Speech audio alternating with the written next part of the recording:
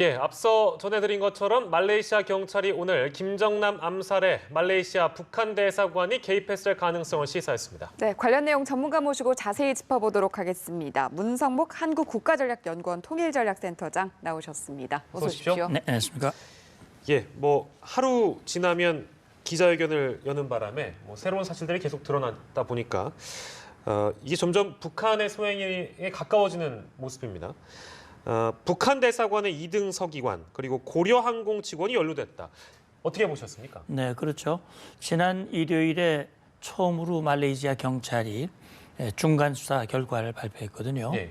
그로부터 3일 만에 또 오늘 추가 예. 결과를 발표를 했는데 북한은 어쨌든 자기들과는 무관한 사건이다라고 주장은 하고 있지만 시간이 가면 갈수록 북한에 의한 이 암살이었다고 하는 것이 하나하나씩 더 추가로 입증이 되고 있는데 금방 말씀하셨듯이 이번 용의자 중에 4명은 이미 북한으로 이미 도주했다는 사실이 밝혀졌고 그런데 아직 말레이시아를 떠나지 않은 용의자 2명이 오늘 추가로 발표가 됐거든요. 그중 한 명은 외교관이고 한 명은 고려항공 직원이라고 그러는데 말레이시아 경찰에서는 이 2사람과 직접 면담하고 조사할 수 있도록 북한 측에 협조를 요청한 사실이 드러나고 있거든요. 따라서 지금 오늘 말레이시아 경찰 발표에 의하면 그 여성 용의자 2명이 이미 사전에 치밀한 예행 연습을 통해서 준비를 했고 실제 범행을 했고 그런 것들 또 추가적으로 밝혀진 용의자들이 북한 외교관 여권을 소지하는 그런 인원들이라고 하는 점들 이런 것들이 결국 말씀하신 대로 북한의 소행, 북한의 배후가 있다고 하는 것을 입증해주는 그런 요소들이라고 볼 수 있겠지요. 북한 외교관 같은 경우에는 물론 이제 북한 당국의 어떤 직접적인 지시나 이런 것들을 이행하거나 혹은 다른 용의자들에게 전달하기 위해서 연루가 됐다면 일반적으로 생각하기에 고려 항공 직원은 왜 이 일에 연루가 됐을까라고 이제 의문을 갖는 분들이 계실 것 같아서요. 이건 어떻게 봐야 되겠습니까? 예, 글쎄요. 지금 이제 북한은 말이죠. 외교관이라고 하는 여권 또는 고려항공 직원이라고 하는 그런 직함을 가지고 있다 하더라도 그것이 그대로 그 신분일지 아니면 다른 신분을 위장하기 위한 그런 조치일는지 이를테면 북한의 국가보위부라든지 또는 정찰총국이라든지 이런 공작원, 스파이, 테러 요원 이런 요원들이 외교관으로 가장해서 활동을 하거나 또 고려항공이 우리가 생각할 때는 우리 대한항공이나 이런 항공사와 같이 민간 기업 같이 생각할 수 있을지 모르지만 북한의 고려항공은 군에서 관장하는 북한의 당과 국가에서 운영하는 그런 조직이고 역시 항공사 직원을 위장했다고 하는 것은 혹시 신분이 드러나더라도 신원이 밝혀진다 하더라도 그것이 이번 사건과는 무관하다라고 하는 것을 주장하기 위한 그런 어떤 신분 세탁과 관련된 조치가 아닐까 이런 추정이 드는군요. 네, 일단 전반적으로 말레이 경찰이 북한을 강하게 압박하고 있는 것으로 읽혀지고요. 이 자세한 범행 수법도 앞서 얘기하셨지만 새로 확인이 됐습니다. 2명의 여성 용의자가 이 맨손에 독극물을 묻혀서 얼굴에 문질렀다 이런 내용이 나왔거든요. 장난이었다 이렇게 진술하기도 했었는데 이렇게 믿기에는 상당히 미심쩍은 부분들이 속속 드러나고 있거든요. 그렇죠. 그러니까 원래 발표가 되기는 스프레이로噴사를 했다. 또는 독극물이 묻은 수건으로 얼굴을 감쌌다. 이런 얘기가 있었는데 오늘 나온 내용으로는 맨손에 독극물을 묻혀서 그걸로 얼굴에 이제 댔고 또 그 여성 용의자들 2명이 그런 범행을 한 직후에 현장을 떠나서 화장실로 가서 손을 급히 세척을 했다. 따라서 그 여성들도 이미 독극물이 묻어 있다는 것을 알았고 본인의 안전을 위해서 가서 그걸 씻어낼 정도로 그런 조치를 취했다고 하는 것은 이미 사전에 충분히 인지하고 예행 연습을 하고 그걸 행동으로 옮겼다고 하는 것을 입증해 주는 일이다라고 말레이시아 경찰이 발표를 하고 있거든요. 근데 이제 일각에서는 북한에서도 반박을 하면서 아니 그렇다면 그렇게 묻힌 거라면은 이미 독극물 분석이 다 나왔을 텐데 아직도 그걸 밝히지 못하고 있는 것은 사실과 다른 내용이다. 이렇게 이제 북한도 주장하고 있고 또 일부 보도에 의하면 관련 의학 전문가라든지 이런 분들도 네. 그렇게 된다면 얼굴에 흔적이 남았거나 그럴 텐데 예. 그럼에도 불구하고 아직 밝혀지지 않는 것에 대해서 예. 의문을 제기하고 있는데 그렇기 때문에 이것이 북한이 정말 새롭게 개발한 예. 신종 화학 물질일 가능성에 네. 더 힘이 실리고 있는 것이 아닌가. 뭐 저는 뭐 관련 전문가가 아니기 때문에 예. 그 부분에 대해서는 확정할 수 없습니다만 네. 그만큼 북한이 이번 사건이 드러나더라도 이것은 독극물에 의한 것이 아니라고 하는 것을 주장하기 위해서 네. 그런 형태의 독극물을 예. 개발했을 가능성 그런 것들이 많이 의심이 되는데 네. 말레이시아 경찰이 관련 당국의 도움을 받아서 부검을 했고 거기에 대한 그 독성물을 분석하고 있는 과정에 있기 때문에 예. 언젠가는 그 결과가 밝혀질 것으로 생각이 됩니다. 예, 그렇습니다. 뭐 북한도 아까 전해드린 대로 그 여자들은 그러면 어떻게 살아 있을 수 있겠는가? 이런 답변을 했으니까요. 아마도 이제 박사님 말씀하신 것처럼 어떤 준비된 신종 화학 물질이 아닐까 이런 생각도 듭니다. 그래서 궁금한 것이 과연 북한은 이 생화학 무기랄까요? 화학 무기 기술 수준 어디까지 진보돼 있는지 궁금하기도 합니다. 어디까지 좀 파악이 돼 있습니까? 실제 북한의 뭐 화생 무기, 생화학 무기라고도 하고요. 예. 이 생화학 무기를 우리가 직접 가서 검증을 하거나 예. 사찰을 하거나 한 일이 없기 때문에 정확하게 어느 정도의 규모인지 또 어느 정도의 수준인지를 우리가 정확하게 판단할 수는 없습니다만 예. 일단 군 당국에서 보는 것은 그동안 북한이 여러 가지 우리 이 대한민국의 군사력보다 압도적인 우위를 유지하기 위한 방법으로서 비대칭 전력이라고 얘기를 하거든요. 예. 그중에 하나가 핵무기, 미사일 무기고 또 한 가지 바로 생화학 무기입니다. 생화학 무기를 끊임없이 발전시켜 왔고 그걸 통해서 도발도 하고 테러도 하고 유사시 전쟁이 발생하면 예. 그걸 사용하게 되는 거거든요. 오늘 방금 보도에도 나왔습니다마는 화학 무기만 해도 뭐 10여 종, 예. 또 생물 무기도 또 그 이상 여러 가지 탄저균을 비롯해서 많은 생물 그 무기의 균을 이미 확보를 하고 있고 예. 유사시 사용할 수 있고 화학 무기 같은 경우도 신경작용제, 혈액작용제, 뭐 질식작용제 뭐 이런 것들만 대표적인 것만 해도 예. 상당한 수준이고 실제 그 규모도 지금 이제 국제사회는 이 생화학 무기가 매우 비인도주의적인 무기이기 때문에 국제사회가 그걸 폐기하기 위한 CWC라고 하는 협약을 맺었고 예. 뭐 미국, 러시아 다음으로 중국이 북한이 세 번째일 것이다 그랬는데 예. 이미 다른 나라들은 그것들은 폐기하고 있는 수준이거든요.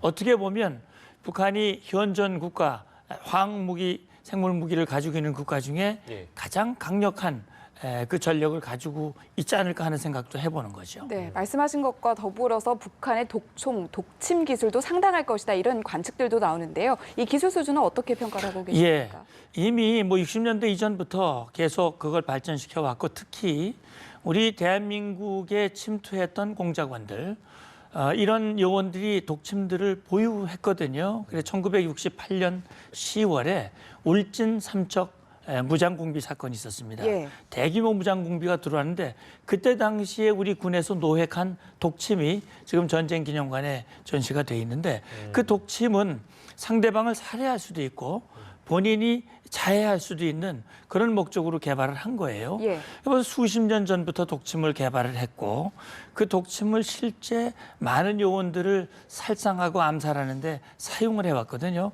그래서 그 종류도 다양화되는 거 아닙니까? 볼펜, 만년필, 프레쉬 이런 형태로 하기도 하고요.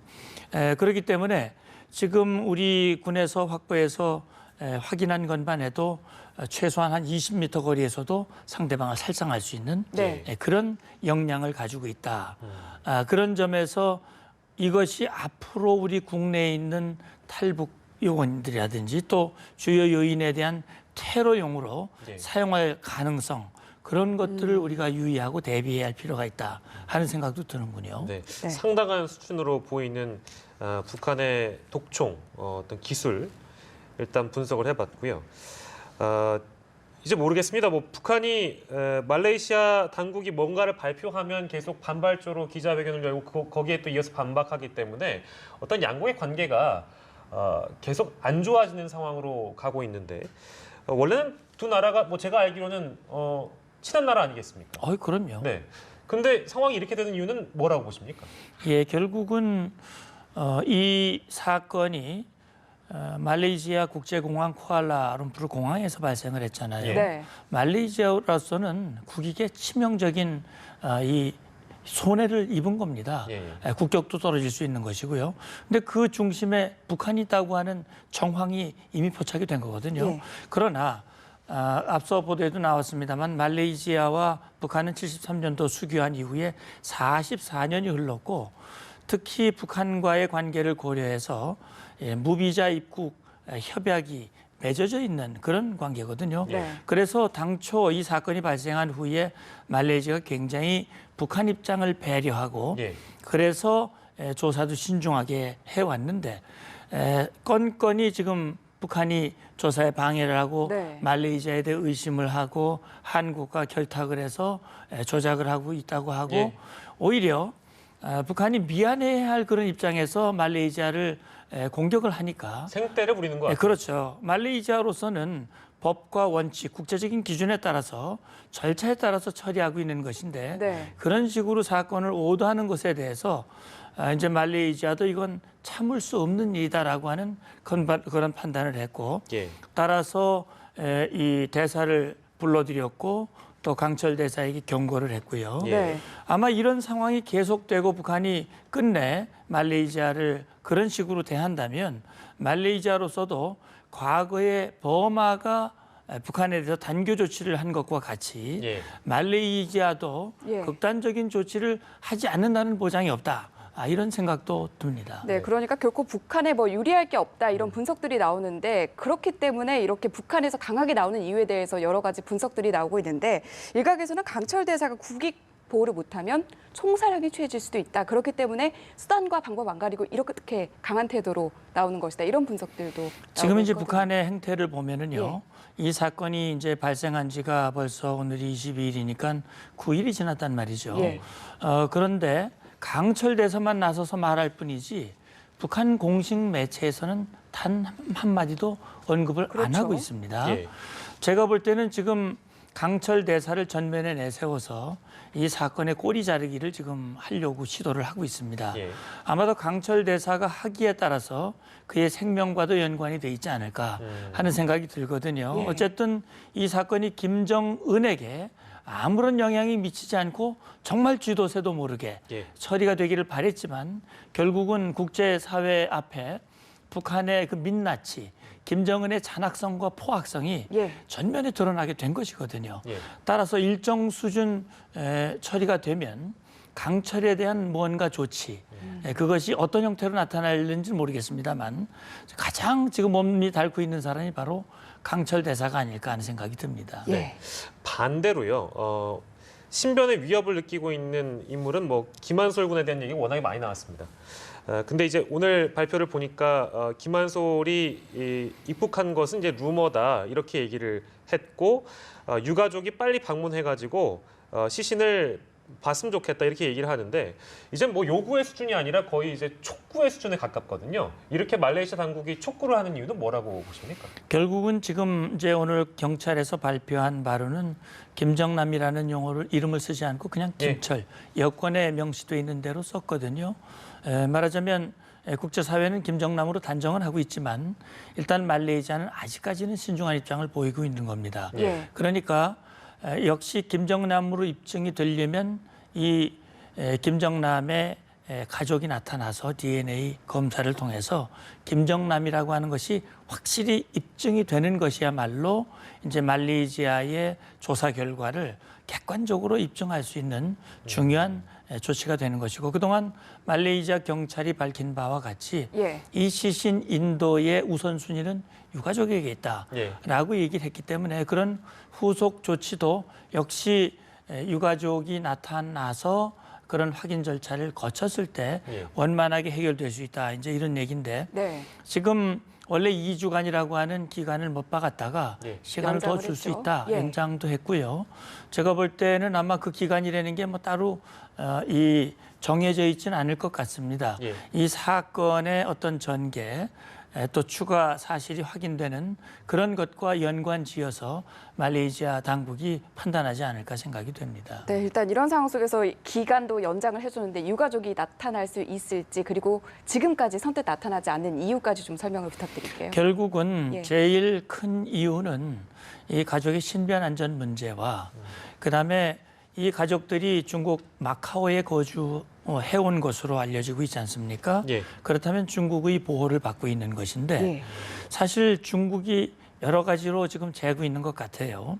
그러니까 만약에 이 가족을 보내서 DNA를 확인하면 북한의 주장을 뒤집고 예. 이것이야말로 북한의 소행이라고 하는 것을 천하에 입증해주는 그런 조치가 될 수 있기 때문에 예. 북한으로서는 어떻게든 중국에게 뭐 사정을 하든 매달리든 해서 그런 조치가 이루어지지 않기를 간절히 바라겠지요. 네. 그러나 국제사회에서는 이것은 분명히 명백한 암살 행위고 테러 행위고 네. 또 인도주의적인 조치에 따라서 비록 사망을 했지만 가족의 손에 인도가 돼야 될 것이고 또 이것은 사건의 배후와 원인이 철저하게 규명되어야 하는 것이 국제적인 관례와 원칙이고 상식이란 말이죠. 예.